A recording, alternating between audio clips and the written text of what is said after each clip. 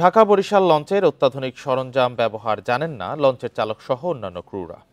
প্রশিক্ষণ না থাকায় প্রায়ই দুর্ঘটনার কবলে পড়ছে বিলাসবহুল লঞ্চগুলো।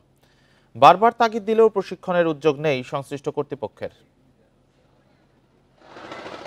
১৭০ কিলোমিটার ঢাকা বরিশাল নৌরুটে বিলাসবহুল যাত্রীবাহী লঞ্চ চলাচল করে ৩০টি।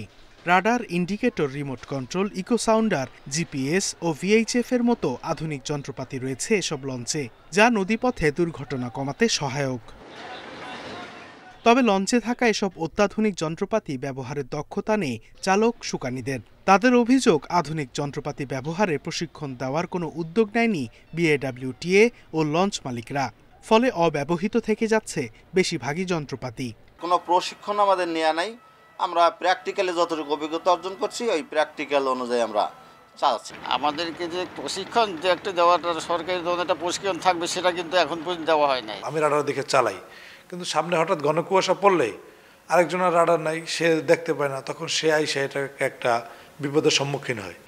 চালক সুকানীদের প্রতি বছর প্রশিক্ষণ দেওয়ার ব্যাপারে একমত হলেও প্রশিক্ষণ না দেওয়ার জন্য একে অপরের ওপর দায় দিচ্ছেন লঞ্চ মালিক পক্ষ ও বিআইডব্লিউটিএ কর্তৃপক্ষ।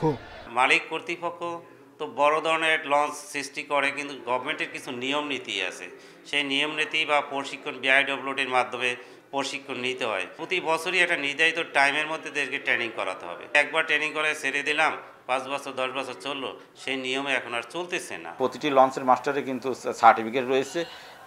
এখন ব্যাপারটা হলো যে এই সকল মাস্টার কিন্তু অনেক প্রবীণ।